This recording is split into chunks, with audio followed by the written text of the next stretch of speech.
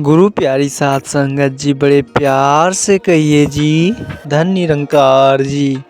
आशा करते हैं कि आप सभी संत महापुरुष सतगुरु माता जी की असीम कृपा से जहाँ भी होंगे सेवा सिमरन और सत्संग करते हुए सतगुरु के चरणों से जुड़ करके स्वस्थ होंगे, खुश होंगे, प्रसन्न होंगे।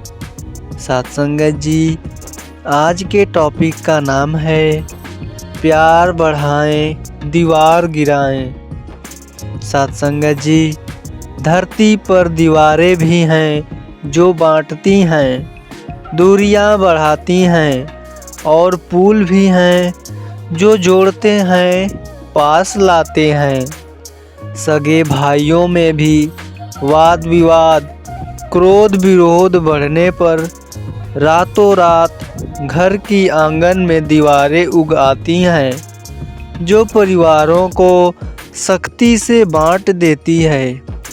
साथ संगत जी, जर्मनी पहले संयुक्त देश था, आज भी है, लेकिन बीच में कुछ समय के लिए वहाँ के लोग जो एक जाति, एक रंग, एक नस्ल, एक राष्ट्र के लोग थे, एक दूसरे से कट बट गए और देखते ही देखते उनके बीच में बर्लिन की ऊंची दीवार खड़ी हो गई।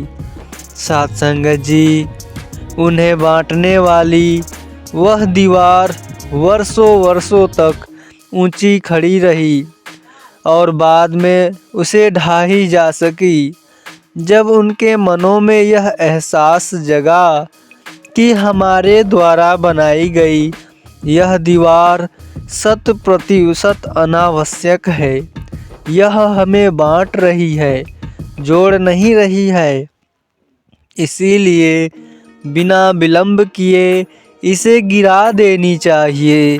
साथ संगत जी, बैर नफरत की प्रतीक वह दीवार आज वहाँ नहीं है, क्योंकि सभी के मनों में प्यार बढ़ाने वाली भावना बलवान हो उठी।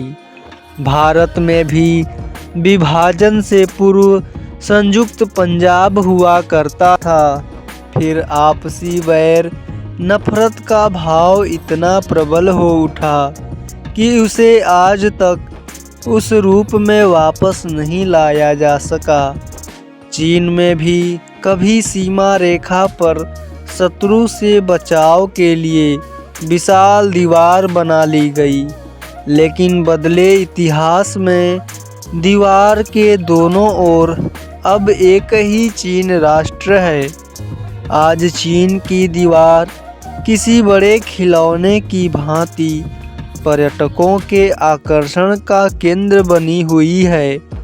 दीवारें इसी तरह बैर नफरत के कारण उपजती रही है और प्रीत प्यार की बाढ़ आने पर ढहती रही है। इसीलिए सतगुरु बाबा हरदेव जी महाराज जी ने कहा है, बैर नफरत की दीवार गिराएं, आपस में सब प्यार बढ़ाएं। चाहे दीवार ढाने की बात हो या आपसे प्यार बढ़ाने की बात, यह कार्य हम सबको मिलजुल कर करना होगा। प्रायः तर्क दिया जाता है कि दीवारों की आवश्यकता तो है, वरना कमरे की छत कहाँ टिकेगी। मौसम के उतार चढ़ाव से बचाव कैसे संभव होगा। यहाँ यह ध्यान रखना होगा कि घर की छत को सहारा देने वाली दीवारों में भी इंसान स्वयं के आने जाने के लिए दरवाज़ा तथा वायु और प्रकाश आने के लिए खिड़की तथा रोशनदान अवश्य रखता है। धरती पर विशाल सागर हैं, लेकिन वहाँ कोई दीवार नहीं है।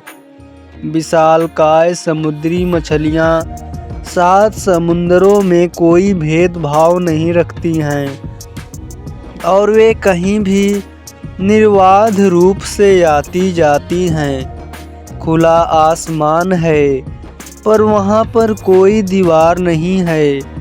साइबेरिया के पक्षी हजारों मील की यात्रा करके भारत की भरतपुर झील में प्रवास करने के लिए आ जाते हैं और फिर स्वेच्छा से सभी वापस लौट जाते हैं। लेकिन धरती पर रहने वाला इंसान दीवारों के बिना रहना ही नहीं चाहता है। मानो बर्लिन और चीन आदि में दीवारें बनाने, ढहने या व्यर्थ हो जाने के अनुभवों से इसने कुछ सीखा ही नहीं। इन ईंट गारों की दीवारों से भी भयावह दीवारें हैं। जाति, धर्म, रंग, नस्ल, भाषा, वेशभूषा और खान पान की विविधता के भेदभाव की दीवार। यह विविधताएं तो हैं परमात्मा की बनाई हुई सुंदरता, लेकिन इंसान भेदभाव के कारण इसे वैर नफरत का मूल आधार बना बैठा है। किसी ने क्या खाया, क्या पहना, किस भाषा में बातचीत किया, किस धर्म पर, किस ग्रंथ पर आस्था रखी या नहीं रखी, वैर नफरतों के कारण हमारी प्यारी सी सुजला सुफला धरती बार बार लहूलुहान होती है। हर युग में संतों महापुरुषों ने इसके बचाव का उपाय सुझाया है और इसके लिए प्यार सद्भाव बढ़ाने का सूत्र दिया है।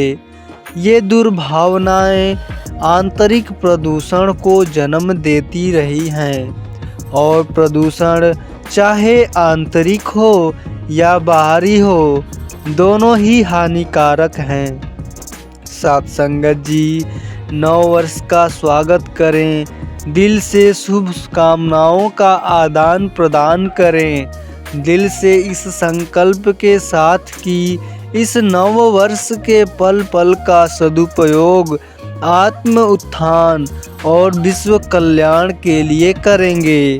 आइए नव वर्ष में संकल्प लें, बैर नफरत की दीवारों से रहित संसार का सृजन का, प्यार, नम्रता और विशालता के विस्तार का, मानव में भेदभाव रहित आदर्श विश्व के निर्माण का और इस महान कार्य को पर उपदेशक बनकर नहीं, आत्म उत्थानवादी बनकर पूर्ण करने का संकल्प लें।